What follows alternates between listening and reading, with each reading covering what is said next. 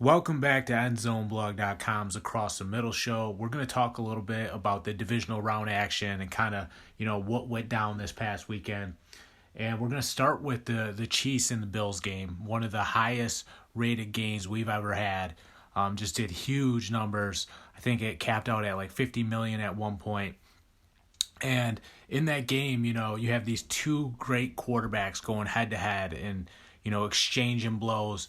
And I really think this was one of the most impressive games that Patrick Mahomes has ever had. And the reason is because he comes out at the start of that game and he's getting the job done with his legs. He's running right down the middle of the field and gashing the Bills defense. Then he tucked it again and ran and hit the pylon for the Chiefs' first touchdown. So, Patrick Mahomes was showing that he can adapt and beat you in different ways if he has to. And I think that's the sign of a really good player.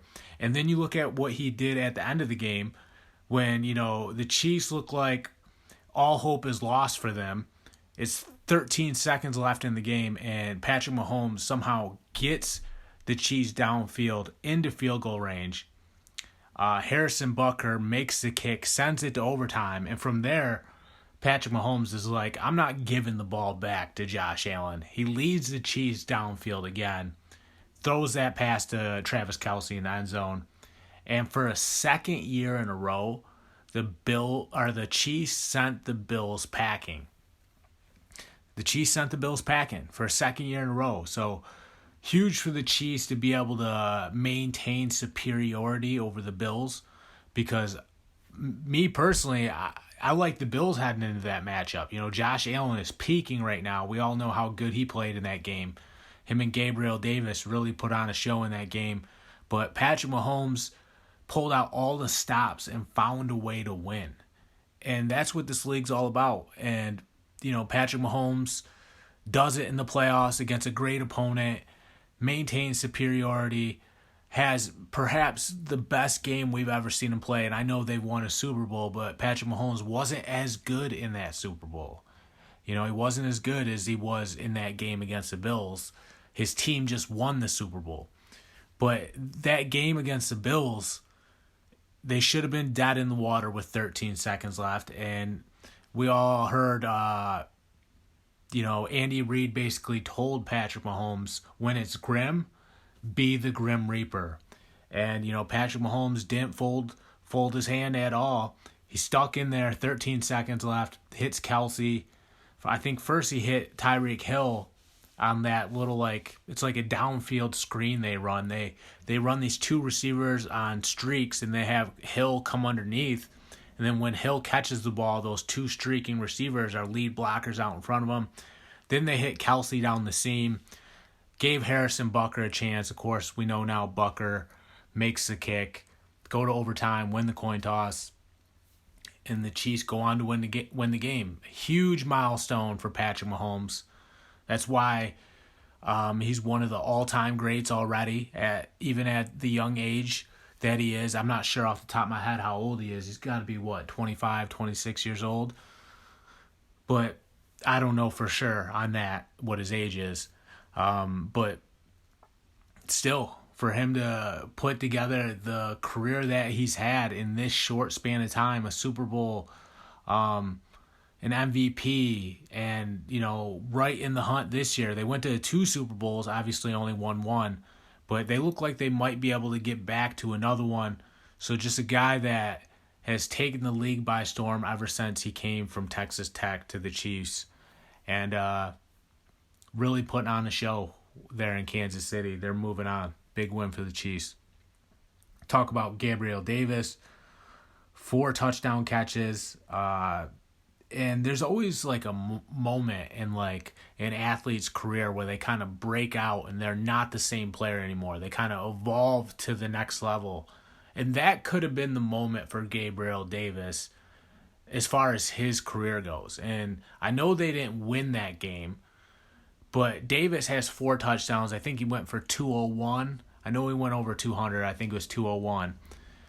Stop and think about that. The Chiefs are one of the best teams in the NFL. Like I said, they just went to 2 straight Super Bowls. This isn't the Jacksonville Jaguars, are the New York Jets, are the Houston Texans, are the Detroit Lions. Gabriel goes for 200 yards and 4 touchdowns against the Kansas City Chiefs. If that's not a breakout moment, I don't know what is. I would hate to see him come back next year and start disappearing again. That shouldn't be the case. I mean, this is the confidence to move forward and say, hey, me and Josh have a great connection. He knows how to get me the football, and he knows that he can trust me to make plays, because obviously in that game that was evident, clear as day. Obviously probably not great news for Stephon Diggs, because he took a back seat to Gabriel Davis in that divisional round. So we'll see. We'll see if Gabriel Davis can keep it up, but playing great. Let's jump over to the Matthew Stafford story. So Matthew Stafford and the Rams beat the Tampa Bay Buccaneers. And I think we could kind of see this one going into this game, because the Rams had everything going their way. Everything was clicking. Every gamble they took paid off. You look at Von Miller, the trade for Von Miller. You look at the Sony Michel trade. You look at the Matthew Stafford trade. They all panned out, and all those moves are clicking at the right time. Odell Beckham too. So Odell Beckham Jr. is taking that next step and making a lot of plays and being a great player for the Rams. I don't think it could have went any better for Odell Beckham Jr. He goes to the perfect team, to the perfect situation. He's making all these plays for this team. I mean, it couldn't went any better than that, man.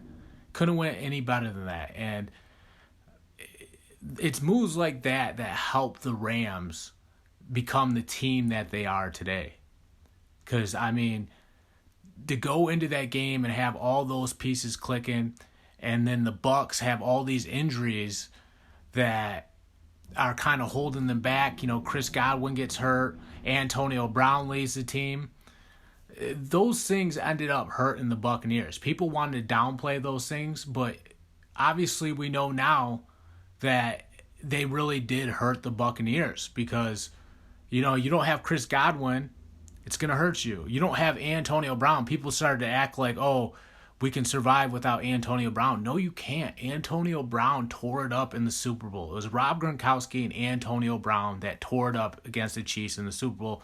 So the Rams had all their pieces. The Bucs were missing some pieces. That's why the Rams win. And then you look at Matthew Stafford. With the Lions, he had to bail that team out so many times in the fourth quarter. So many times he had to turn a bad situation into something. And that's kind of what happened at the end of that Rams and Bucs game, because, the Bucs score tied up, less than a minute left, and Matthew Stafford's been in that situation a million times with the Lions. So, of course, we know now he hits Cooper Kupp on the sidelines, then he throws a seam down the middle of the field to Cooper Kupp, and they beat the Bucs over top, get into field goal range, and then they kick the game-winning field goal to send the Bucs packing. So Matthew Stafford's kind of changing the narrative about him.